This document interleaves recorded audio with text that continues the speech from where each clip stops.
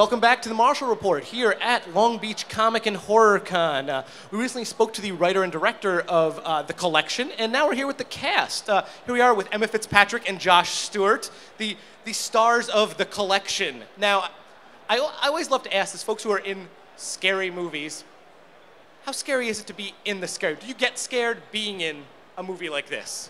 This is old hat for you, though, because you're a returning character. Well, yeah, it definitely bothers you, but it's more than not necessarily being scared. It just reminds you of everything that hurt while you were doing it and how uncomfortable you were and how bad it sucked. So it's more of that than being scared. Yeah, that's fair, that's fair. Any scream-worthy moments for you during filming?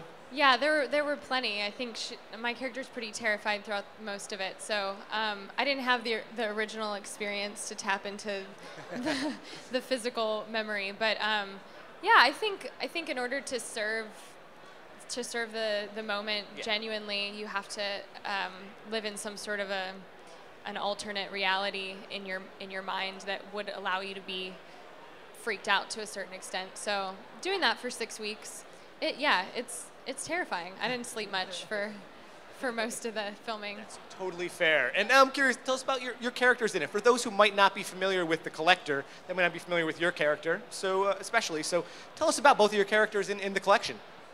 Well, I'm back from the first. I had a little run-in. I thought I was going to go in and pick up some jewels in the first and run into a guy that was a little bit worse than me. Little bit. Just a little bit. And we had it out for a minute, and then he took me for a ride. And you got to go watch this one to see how that all unfolds. Excellent. And so, your character as well? Yeah, so my character, my storyline runs kind of parallel to Arkin's character. She's just a regular girl who goes to a rave and gets caught up in the Collector's torture lair, and then has to find her way out of it. So yeah, very crafty and sort of resourceful. So are you two horror movie fans? Was this something fun for you to do as horror movie enthusiasts? I'm like an old school like Shining, Stephen King type of like. This is a very different type of movie. Yeah. I mean, I can't watch this movie, and I acted in it, have seen it 15 times, and every time I see it, I still look away. I can't. Yeah. No, I can't do these types, man. I can't do it. Yeah, I hadn't watched a horror film in about 10 years when I got this one. I used to watch them a lot when I was a kid, and I think I just freaked myself out, and eventually it was like, I don't want to feel this way anymore. You went cold turkey on horror movies. I went cold turkey, but then I watched a bunch in preparation for this because Marcus had a bunch of examples of things that he wanted me to know where he was coming from and inspiration and things like that. So kind of watched them all in the daylight with all the lights turned on and fast forwarding through all the yucky parts. I won't lie, I'm a big win. Well, I wanted to ask you too, Josh, you have also this, beyond even The Collection, you have a very big connection with the comics world with The Walking Dead cold storage. Yeah. I'm curious, like you got on this one. That was really cool. This web series that they did that sort of expanded on the universe of The Walking Dead. Will we see maybe any more of that down the road? How was that for you? How'd you get connected with that?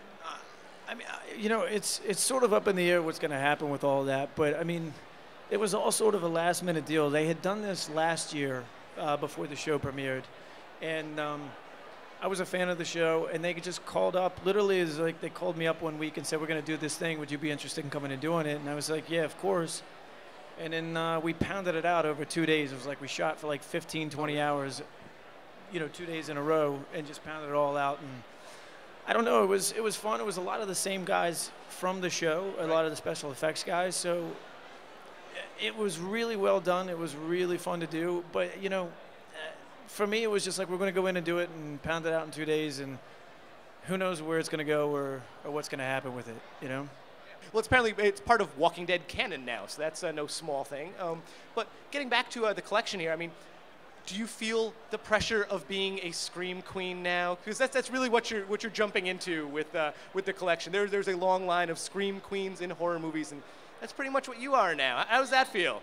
I mean, I'll take it. You know, being a queen of any sort, I'll take that role on gladly. This has been really cool for me because I walked into something that already had a huge following. obviously the first one, a lot of people loved it, and we're waiting for a sequel of sorts. And Patrick and Marcus have a huge following from all the other, in this genre, from all the other things that they've done. So I just kind of got to walk in and ride the wave. So it's been amazing, you know, to walk into something where there's so much energy around it already, and people are very excited to see it. So What's coming up next for both of you guys?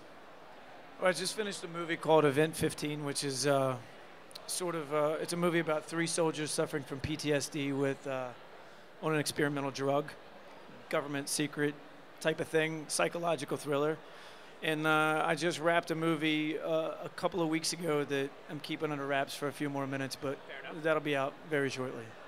I've just got a few little TV things coming out soon, so yeah. Well, thank you both for joining me here on the Marshall Report, talking the collection, and we're looking forward to it. And thank you, everyone, for tuning in for the Marshall Report and learning all about the collection. Look for it in theaters November.